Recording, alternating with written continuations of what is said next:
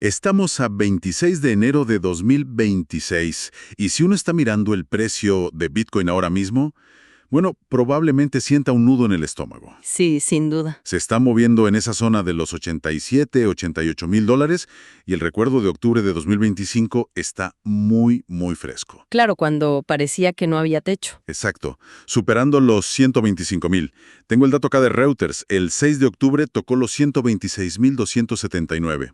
Ver una caída del 30-35% en apenas 3 meses es para poner nervioso a cualquiera. A cualquiera. Así que hoy la misión que nos planteamos es hacer un análisis a fondo de un conjunto de fuentes que, curiosamente, argumentan todo lo contrario al pánico. Argumentan a favor de la calma. Justo. Y, como siempre, esto no es un consejo de inversión, sino un intento de entender qué nos dicen estos materiales. Y es una misión necesaria, porque el ruido ahora mismo es ensordecedor. Tenemos una pila de material muy interesante para esto. Sí. Hay datos de mercado, claro, de Bloomberg, de Yahoo Finance, pero lo que me parece más valioso es que también tenemos análisis más profundos. Ajá. Datos de la propia cadena de bloques, de sitios como Glassnode y hasta estudios académicos serios, de instituciones como Yale y el NBR. Ok.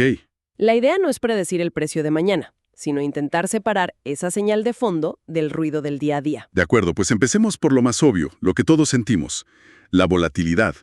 Esta caída se siente. Brutal. Totalmente. Pero el primer argumento que resalta en casi todas las fuentes es que esta volatilidad no es una falla, sino una característica. Casi como si fuera parte de su ADN. Exacto. Esa es la idea central. Estos documentos nos recuerdan que, para Bitcoin, esto no es nada nuevo. De hecho, comparado con su pasado, es hasta moderado. Moderado, sí.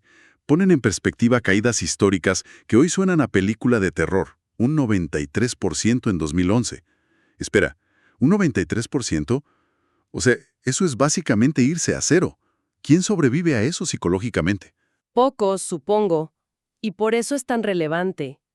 Luego, entre 2017 y 2018, la caída desde el pico fue del 84%. Uf, también. Y la más reciente que todos recordamos, en 2022, fue de un 77%.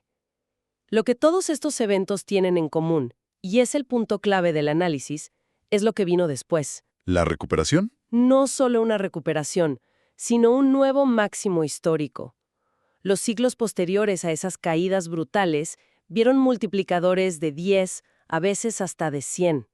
Es un patrón de comportamiento muy, muy definido. O sea que, para los que estudian esto a fondo, esta corrección actual no es una sorpresa, sino más bien parte del guión. Justo.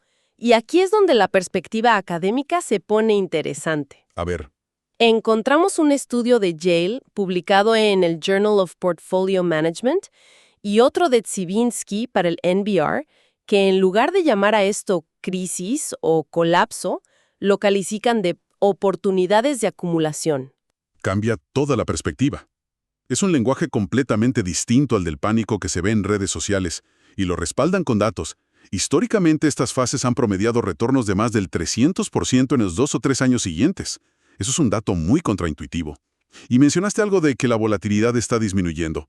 ¿Cómo es posible si una caída del 35% se siente de todo menos estable? Se refiere a la volatilidad anualizada a lo largo de su historia. En 2011, esa cifra superaba el 100%. Era un activo salvaje. Claro. Ahora, en el periodo 2025-2026, los datos la sitúan en torno al 60%. Sigue siendo altísima si la comparas con el oro o las acciones, por supuesto. Por supuesto. Pero la tendencia a largo plazo es de una maduración gradual. Las sacudidas son fuertes, pero cada vez relativamente un poco menos catastróficas que la anterior. Ok, entiendo el punto histórico. La volatilidad es la norma. Pero lo que no me parece tan normal, o al menos es lo que se siente diferente en este ciclo, es la cantidad de nombres importantes que están metidos. Pienso en BlackRock, Fidelity. ¿Qué están haciendo esos gigantes mientras los inversores más pequeños venden presas del pánico? Las fuentes hablaban de eso, ¿verdad? Sí, y este es quizá el segundo gran argumento para la calma que presentan los documentos. La dinámica ha cambiado. Ajá. Mientras el minorista puede estar vendiendo, las instituciones parecen jugar a otro juego. Los ejemplos son claros. MicroStrategy sigue con su política de comprar y acumular de forma sistemática.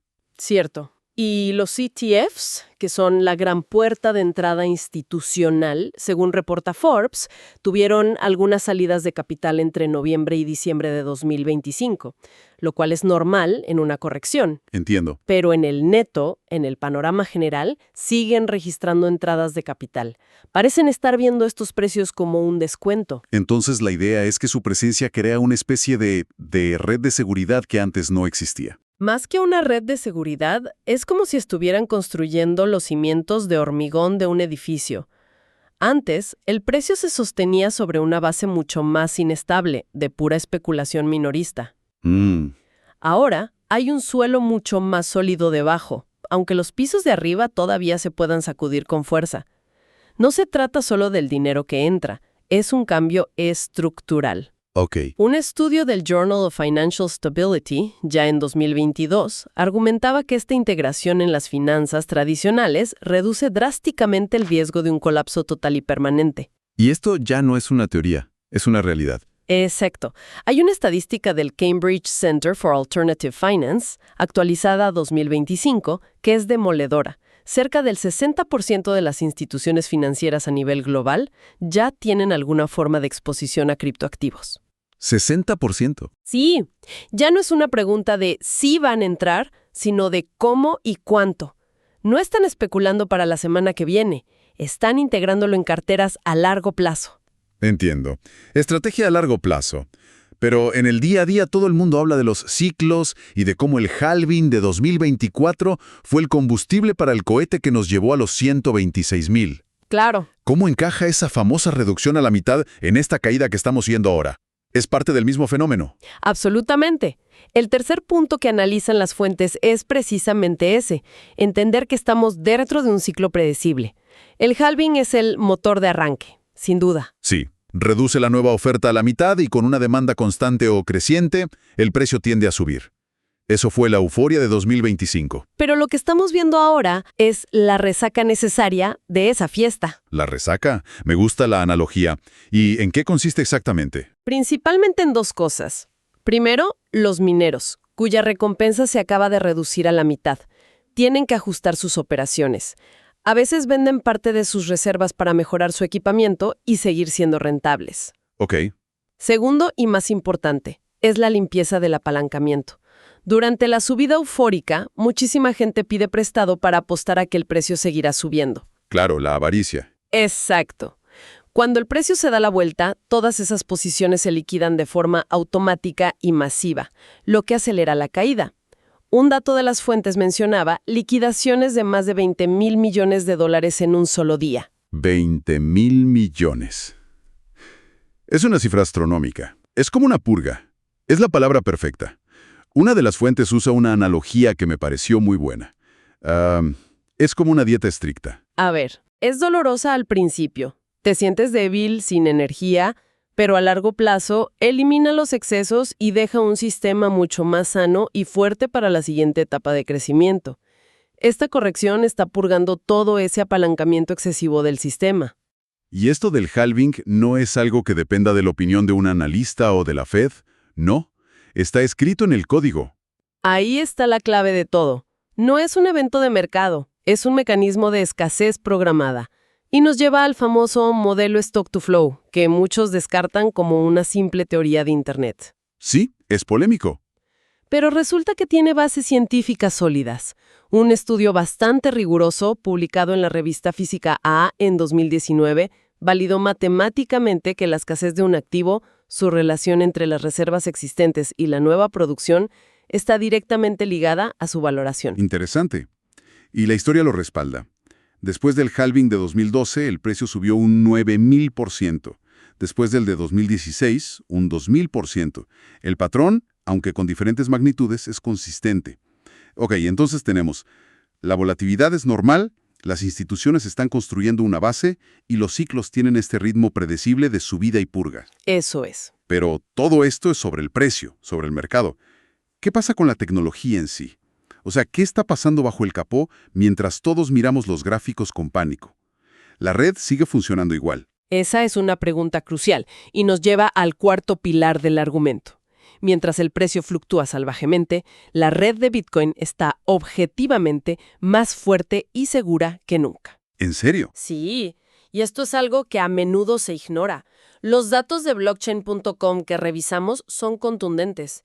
El hash rate, que es básicamente el poder de cómputo que protege la red, está en máximos históricos, superando los 500 exahashes por segundo. A ver, para que se entienda. ¿Qué significa eso en la práctica? Significa que la red es absurdamente segura. Atacarla para, por ejemplo, revertir transacciones, requeriría una cantidad de energía y de capital en equipos informáticos tan astronómica que la hace, en la práctica, una de las redes más seguras del planeta. Claro, el hash rate alto es un indicador de la salud y la seguridad de la red. Y no es lo único. La red sigue procesando más de 300.000 transacciones diarias de forma consistente.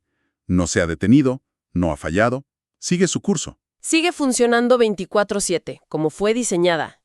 La red en sí misma es completamente indiferente al precio. Y a su utilidad real también, supongo. Las fuentes mencionan casos como Argentina o Venezuela. Por supuesto. Su utilidad como reserva de valor o como sistema de pago resistente a la censura no depende de si vale 80.000 o 120.000. Para alguien que vive bajo hiperinflación, sigue cumpliendo su función. Esto conecta con su valor intrínseco. Varios estudios del IEE y del Nakamoto Institute la posicionan como una cobertura efectiva contra la devaluación de las monedas tradicionales. Claro. Hay una frase en el material que resume esta idea de forma muy potente. Mientras los bancos piden rescates, Bitcoin dice, yo nací en la crisis de 2008, sin pedir permiso. Esa soberanía es la base de su propuesta de valor. Entendido. Aún así, con todos estos argumentos, es difícil para la mente humana digerir estas caídas. Ver un 35% de tu patrimonio evaporarse en 3 meses duele, no importa cuántos fundamentos sólidos haya detrás. Duele mucho. ¿Hay alguna forma de poner esto en perspectiva? ¿Existen otros activos que hoy consideramos seguros o establecidos que hayan pasado por algo similar? Sí, y este es el quinto y último punto del análisis que nos presentan las fuentes. Poner a Bitcoin en el espejo de la historia financiera. Ok. La caída del 30 a 35% parece un cataclismo, pero cuando la comparas la cosa cambia. Mencionan al oro, el refugio de valor por excelencia durante siglos. Sí. Durante la crisis financiera de 2008, el oro cayó un 45%. El oro un 45%, justo cuando más se lo necesitaba como refugio. Es un dato que la mayoría ha olvidado. Totalmente. Y hay un ejemplo aún más extremo y que me parece fascinante. A ver. Las acciones de Amazon. Hoy, una de las empresas más grandes y dominantes del mundo. Sí, claro. Pues bien, cuando estalló la burbuja .com a principios de los 2000, sus acciones perdieron un 95% de su valor. No, 95. Un 95%. Increíble. Hoy parece imposible pensar eso. Supongo que es fácil olvidar lo caóticos que son los inicios de cualquier cosa que cambia las reglas del juego. Exacto. Imagina tener la convicción para no vender Amazon después de una caída del 95%. Ese es el punto. Como activo joven y disruptivo, se espera que su volatilidad sea alta. La expectativa, como ocurrió con las acciones tecnológicas, es que se modere con el tiempo a medida que la adopción crece. Claro. Y un último dato cuantitativo interesante sobre esto. Su comportamiento no está perfectamente alineado con el mercado de acciones. Un informe del FMI sitúa su correlación con el S&P 500 en torno a 0.4. O sea, no se mueven juntos. A veces sí, a veces no. Un 1 sería que se mueven idéntico, un 0 que no tienen relación. 0.4 indica que tiene propiedades de diversificación. Ajá. De hecho, un metaanálisis de la Review of Financial Studies de 2023 concluye que, a pesar de su volatilidad, una pequeña asignación de Bitcoin en una cartera tradicional ofrece beneficios de diversificación reales y medibles. Bien. A ver, si unimos todas las piezas. El panorama que emerge de estas fuentes es muy diferente al del titular alarmista. Muy diferente. La euforia de octubre de 2025 y esta corrección tan dolorosa no parecen ser el final de la historia, sino un capítulo más de un patrón que ya se ha repetido. Exacto. Tenemos por un lado que la volatilidad es su estado natural, no una enfermedad. Por otro, que los grandes jugadores, las instituciones, no están huyendo, sino invirtiendo a largo plazo. Y a eso le sumas que los ciclos del halving, siguen marcando un ritmo predecible de escasez que impulsa el valor. ¿Cierto? Y que la tecnología subyacente, la red, está más robusta y segura que nunca. Exacto. Y finalmente, que si lo comparamos con los inicios de otros activos que hoy son gigantes, esta turbulencia no es única en la historia. Hay un dato en el material que me hizo reír. ¿Cuál? A lo largo de su corta vida, los titulares de prensa han declarado la muerte de Bitcoin 463 veces. 463. Y aquí sigue, más adoptado y descentralizado que nunca. Al final, el mensaje central que se destila de todo este análisis es la importancia de diferenciar la señal del ruido. Señal versus ruido. El ruido es el precio de hoy, el titular de mañana, el miedo o la euforia en redes sociales. Es fuerte y distrae. La señal, en cambio, son esos fundamentos que hemos discutido. La adopción institucional que no para de crecer, la seguridad matemática de la red y, sobre todo, esa escasez programada que la hace única. Lo que estos documentos sugieren es que el enfoque a largo plazo debería estar en esa señal, no en el ruido que le envuelve. Y para terminar, el material nos deja una analogía final para la reflexión. Compara a Bitcoin con una versión joven de Amazon o de Tesla. Dos gigantes. Dos gigantes que, en sus inicios, fueron extremadamente volátiles, profundamente incomprendidos y declarados fracasos en innumerables ocasiones. Cierto. Si partimos de esa analogía, la pregunta que queda en el aire es, ¿qué otros dolores de crecimiento o quizás qué otros triunfos inesperados podrían estar en el horizonte para una tecnología que, a fin de cuentas, todavía está buscando y definiendo su lugar definitivo en el complejo sistema financiero global?